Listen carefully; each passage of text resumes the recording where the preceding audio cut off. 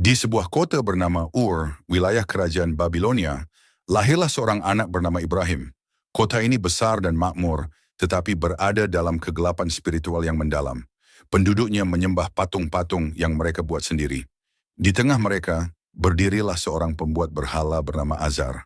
Dialah ayah Ibrahim, seorang pria yang terhormat di antara kaumnya karena profesinya yang dianggap penting. Namun meskipun ayahnya dihormati, Ibrahim tumbuh dengan jiwa yang penuh pertanyaan. Sejak kecil, Ibrahim menyadari ada yang salah dengan cara hidup kaumnya. Ia sering melihat ayahnya memahat patung-patung besar dengan tangan, lalu menjualnya kepada orang-orang yang kemudian mempersembahkan sesajen dan doa kepada benda mati itu.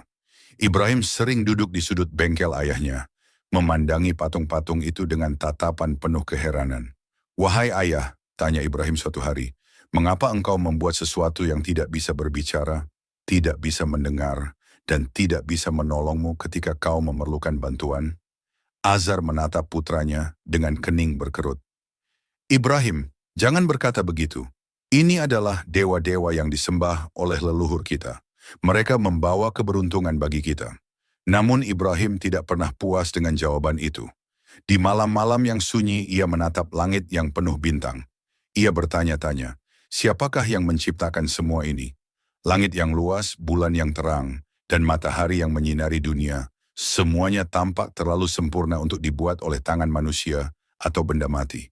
Ketika Ibrahim semakin dewasa, pencariannya tentang Tuhan yang sejati menjadi semakin mendalam. Dalam sebuah malam yang penuh bintang, ia berbicara kepada dirinya sendiri, mencoba memahami penciptanya.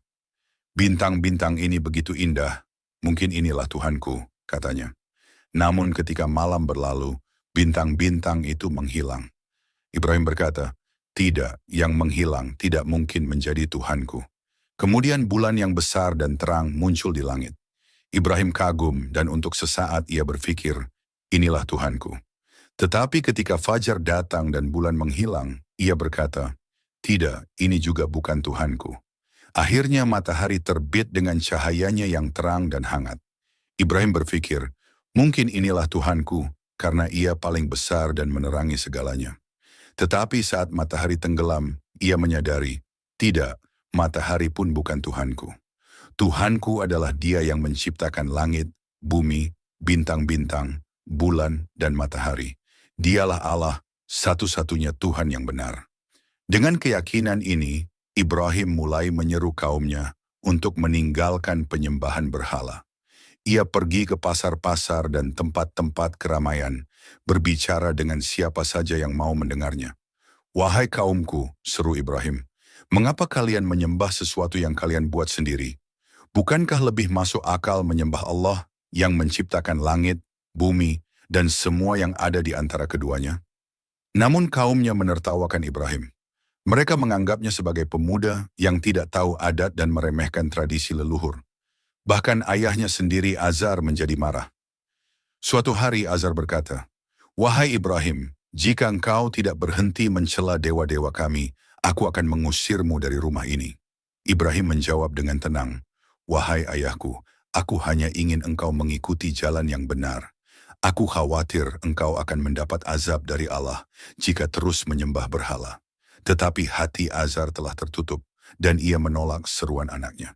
Dengan berat hati, Ibrahim meninggalkan rumahnya untuk melanjutkan dakwahnya di tempat lain. Puncak dari seruan Ibrahim terjadi pada hari perayaan besar di Babilonia.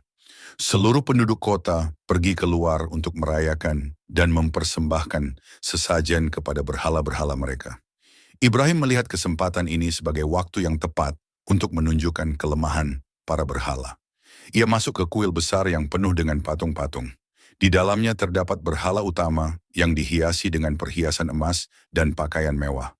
Dengan tekad yang kuat, Ibrahim menghancurkan semua berhala kecil dengan kapak yang dibawanya.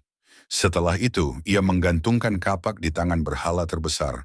Lalu ia pergi meninggalkan kuil.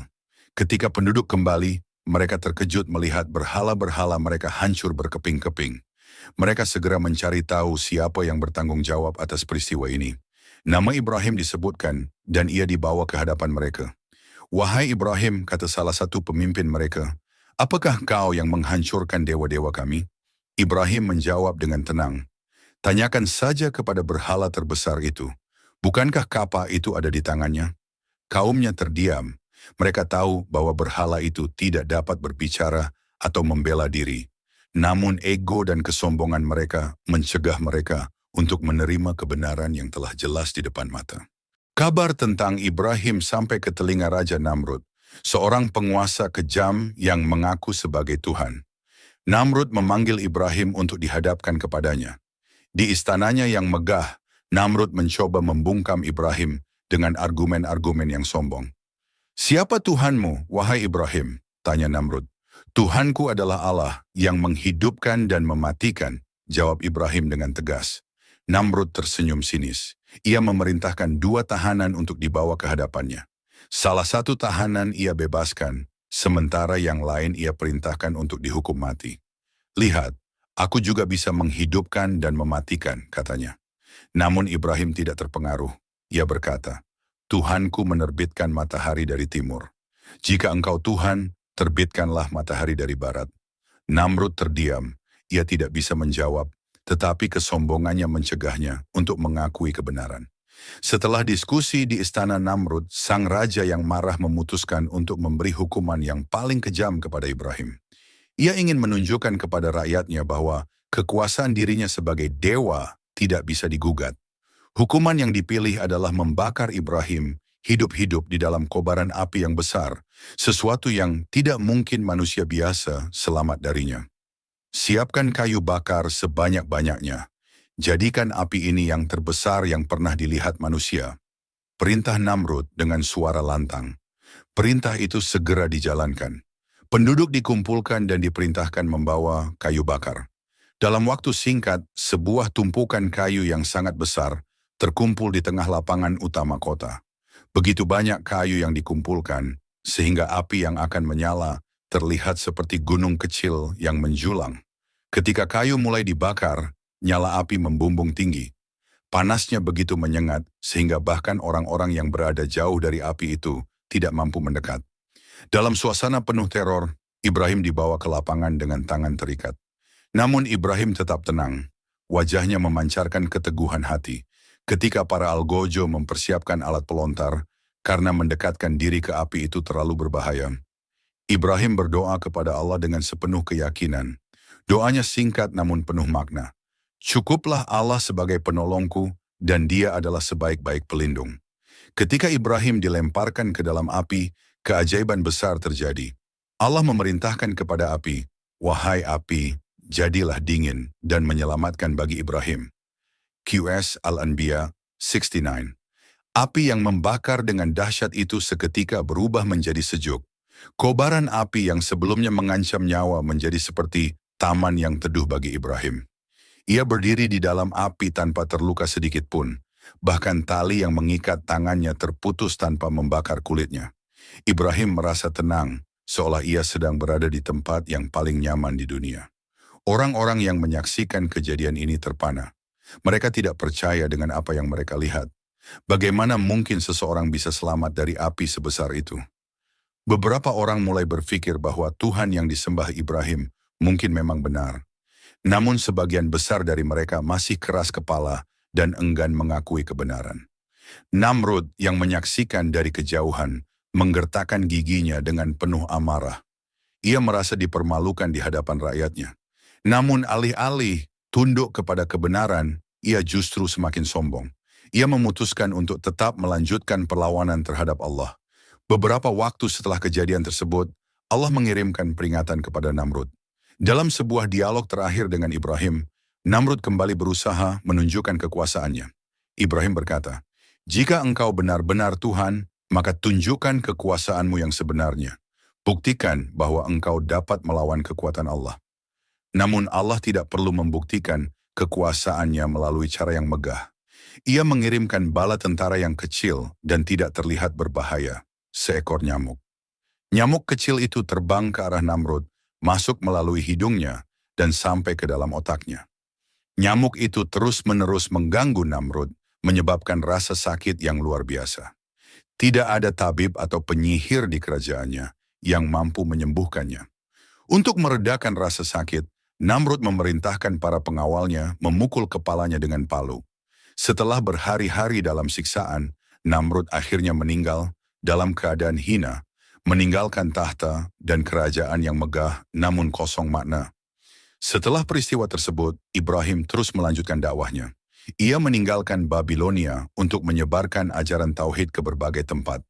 Dalam perjalanan hidupnya, ia mendapatkan berbagai cobaan lainnya, termasuk perintah untuk mengorbankan putranya Ismail. Namun, keteguhan dan ketaatannya kepada Allah selalu menjadi pelajaran bagi umat manusia.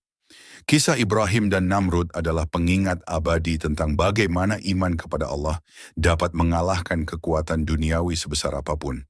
Ini juga menunjukkan bahwa kesombongan dan kezaliman tidak akan pernah bertahan lama, karena Allah adalah pemilik kekuasaan sejati. Kisah Nabi Ibrahim ketika menghadapi Raja Namrud dan peristiwa pembakarannya memberikan banyak pelajaran berharga bagi kehidupan kita. Berikut adalah beberapa nasihat yang dapat diambil dari kisah tersebut. 1. Keimanan yang tak tergoyahkan. Nabi Ibrahim menunjukkan betapa pentingnya memiliki keimanan yang kokoh kepada Allah, meskipun seluruh dunia tampaknya menentang. Ketika Ibrahim berdiri sendiri melawan kaumnya, ia tidak pernah ragu akan kebenaran Tuhannya. Hikmah yang bisa kita ambil. Jangan pernah ragu pada kebenaran meskipun lingkungan sekitar memandangnya aneh atau salah. Beriman dengan tulus kepada Allah berarti percaya bahwa Dia selalu hadir untuk menolong hambanya yang taat. 2. Berani menyampaikan kebenaran. Nabi Ibrahim tidak hanya menjaga keyakinannya untuk dirinya sendiri, tetapi juga berani menyuarakannya kepada orang lain, termasuk kepada penguasa yang zalim seperti Namrud. Ia tahu bahwa kebenaran harus disampaikan, meskipun penuh risiko. Hikmah yang bisa kita ambil. Beranilah mengatakan apa yang benar, bahkan jika itu tidak populer. Kebenaran mungkin sulit diterima oleh sebagian orang, tetapi tetaplah menyampaikannya dengan hikmah dan penuh kasih sayang. Jangan takut pada manusia, karena kekuatan Allah jauh lebih besar dari kekuasaan duniawi. 3. Tawakal kepada Allah. Saat Nabi Ibrahim dilempar ke dalam api, ia hanya mengucapkan, Hasbunallah wa ni'mal wakil. Cukuplah Allah sebagai penolong kami dan Dia adalah sebaik-baik pelindung. Dengan sepenuh hati, ia menyerahkan nasibnya kepada Allah. Kepercayaannya yang total itu dibalas dengan keajaiban besar. Api yang seharusnya membakarnya justru menjadi dingin dan menyelamatkan. Hikmah yang bisa kita ambil. Ketika menghadapi ujian berat, percayalah sepenuhnya kepada Allah. Dia Maha Kuasa dan akan menolong hambanya pada waktu yang tepat. Jangan terlalu takut terhadap masalah atau kesulitan. Yakinlah bahwa ada hikmah di balik setiap ujian. 4. Kesombongan menghancurkan diri sendiri. Namrud adalah contoh sempurna dari orang yang dihancurkan oleh kesombongannya. Meskipun sudah melihat tanda-tanda kekuasaan Allah, ia menolak untuk tunduk. Sebaliknya, ia semakin keras kepala hingga akhirnya binasa dengan cara yang memalukan. Hikmah yang bisa kita ambil. Hindari sifat sombong, terutama ketika mendapat kekuasaan, kekayaan, atau kedudukan tinggi. Semua itu hanya titipan Allah. Kesombongan adalah penghalang terbesar untuk menerima kebenaran. Belajarlah menjadi rendah hati dan mau mendengarkan. 5. Ujian adalah bagian dari kehidupan. Kisah Nabi Ibrahim mengajarkan bahwa cobaan adalah bagian dari perjalanan iman. Allah menguji hambanya untuk melihat sejauh mana mereka benar-benar yakin kepadanya. Cobaan Ibrahim begitu berat, ditolak oleh kaumnya, diusir oleh ayahnya, dan bahkan dibakar hidup-hidup. Tetapi ia berhasil melewatinya dengan keimanan yang teguh. Hikmah yang bisa kita ambil. Jangan pernah menyerah dalam menghadapi ujian hidup. Setiap cobaan adalah cara Allah untuk mendidik kita agar menjadi pribadi yang lebih kuat dan lebih dekat dengannya. Lihatlah ujian sebagai kesempatan untuk menunjukkan keyakinan dan keteguhan iman. 6. Kebenaran selalu menang. Meskipun Nabi Ibrahim awalnya tampak kalah, ditentang, dihukum, dan bahkan dilempar ke dalam api, akhirnya kebenaran tetap menang. Api tidak mampu membakarnya, dan Namrud yang sombong akhirnya binasa. Allah selalu memberikan kemenangan kepada hambanya yang sabar dan ikhlas. Hikmah yang bisa kita ambil. Jangan berkecil hati jika perjuangan di jalan kebenaran, tampak berat atau tidak, segera membuahkan hasil. Pada akhirnya, kebenaran akan selalu menang, karena Allah tidak pernah meninggalkan orang-orang yang beriman.